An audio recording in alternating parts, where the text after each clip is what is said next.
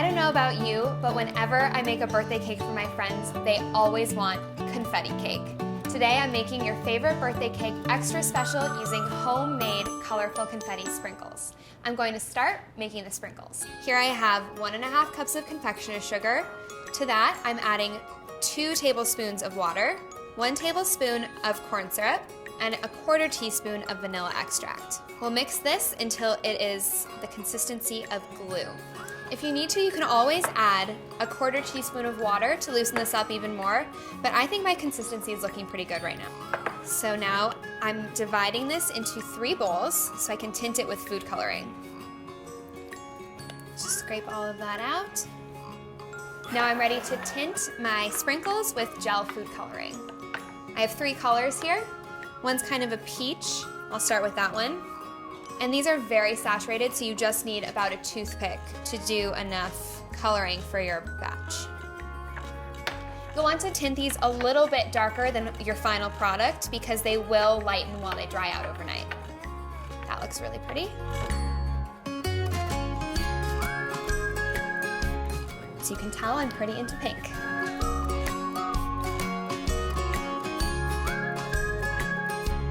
I think that these 3 colors look pretty nice together.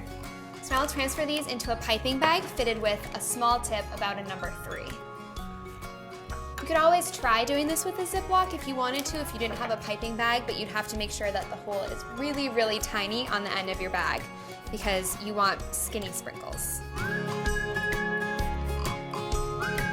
Let's start piping. So I have a parchment-lined cookie sheet. I'll start with one of my colors. You kind of just have to go for it. You're gonna put really skinny lines going all the way across the sheet tray. You wanna try to press even pressure onto the piping bag so that you get pretty even lines. And it's okay if they break in the middle of the line because you're gonna end up breaking them up later. You just wanna try to get long, nice pieces. So to get the most out of this cookie sheet, I'm gonna go back and make little lines in between so they're a little closer together. All right, so that looks pretty good. I'll do the next 2 colors and then set them all aside to dry overnight. So now my sprinkles have dried overnight. They look great. I'm so excited to use these. All you have to do is peel them away from the parchment paper. So we're gonna make nice big strips of sprinkles. You wanna leave some pieces nice and big like this, and then the other ones we're gonna crush up to put into the cake. Something very satisfying about this.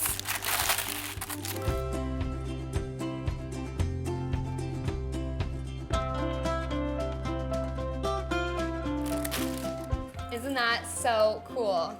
I love these. Now that I have my awesome homemade sprinkles, I'm ready to make the cake. I'm starting with my wet ingredients first. So this is 1 1/4 cups of milk, 4 eggs,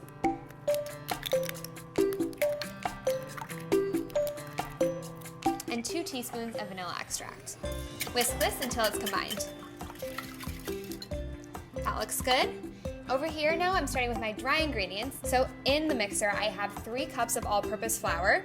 To that I'm adding 1 3/4 cups of sugar,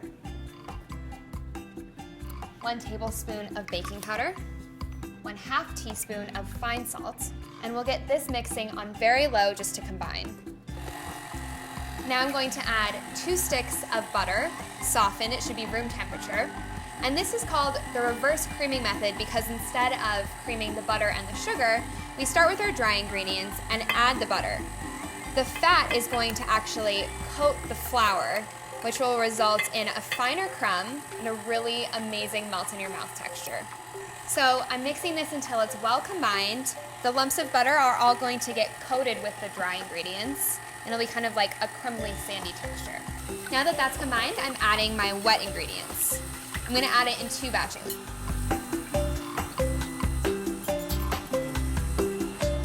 Now we can turn this up to medium speed and let it run until it's fluffy, a couple of minutes. All right, this is looking great. I'm gonna give it a good scrape, make sure that everything on the bottom is well combined with the rest of the batter. And now I'll add 1/3 cup of my beautiful homemade sprinkles. Lightly crush some of these, measure them out. don't have to worry too much because they'll continue to crush as you stir them into the batter. You want to make sure you're leaving some big, long pieces in your bowl for the top of the cake. That looks pretty good. I'll just fold these into my batter. So now we have confetti inside of the cake. I'm pouring this into my prepared 9x13 pan. I've buttered this, put down parchment, buttered it again, and sprinkled it with a little bit of flour so nothing sticks to the pan. I've left a little bit of parchment overhanging the edge of the pan so that it's really easy to pull out once I'm done baking.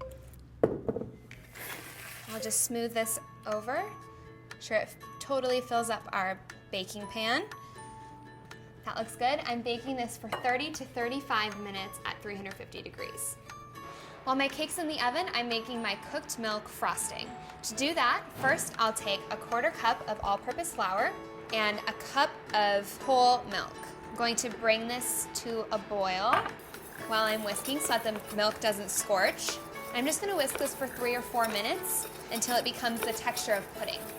Cooked milk frosting is really great because it's similar to a traditional buttercream, but because of the sweetness of the boiled milk, you can actually use a lot less butter and sugar. This makes you have a frosting that's a lot whiter and also lighter in both texture and sweetness. It's not quite as sweet as regular buttercream. So my flour is thickening my milk right now. You can see it's getting to be thick like pudding. So this is ready to turn off. I'm going to transfer this to a bowl to cool down a little bit. There we go. Now I'll add a teaspoon of vanilla extract and a pinch of salt. It's always nice to add a little salt to your desserts. It really balances out the sweetness so that they're not cloying. Now I'll cover this with plastic wrap directly on the surface so it doesn't get a skin on it. We'll set this aside and let it cool to room temperature. So I've taken my cake out of the oven to cool. It's cooled completely. Now I'm going to remove it from the pan. As you can see, it's nice and golden on top and around the edges. Just going to loosen it from the parchment paper.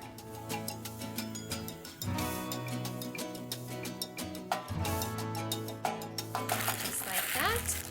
And next, I'm ready to finish my cooked milk frosting. So I have my cooled mixture here, and I have 2 sticks of unsalted butter at room temperature. To that, I'm adding 1 cup of granulated sugar. So now I'm going to beat my butter and my sugar on medium for a couple of minutes until it gets nice and fluffy. Now I'm adding my cooled cooked milk mixture straight into the bowl here. And now we beat this again until it's all combined and nice and fluffy. All right. Ooh, I am so excited for this. Look at how light and fluffy and delicious this frosting looks. Now we're ready to frost. So this one's really straightforward. You just dump it on the cake and smooth it out. I love that this is so easy. And you do want to frost this as soon as the frosting is ready because this is the type of frosting that when it starts cooling, it hardens just a little bit on top, and so it'll smudge if you move it too much after it's finished. Get this one last corner. And now we can cover it with our homemade confetti sprinkles. Love how these add so much texture to the top of the cake. Oh man, I am so excited to eat this. All right, get a little slice off the corner here.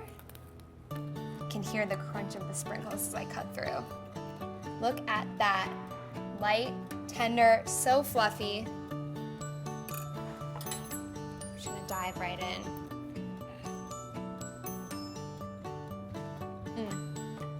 That is so good. I love the crunchy sprinkles in here. I think you're really gonna love this one. Enjoy.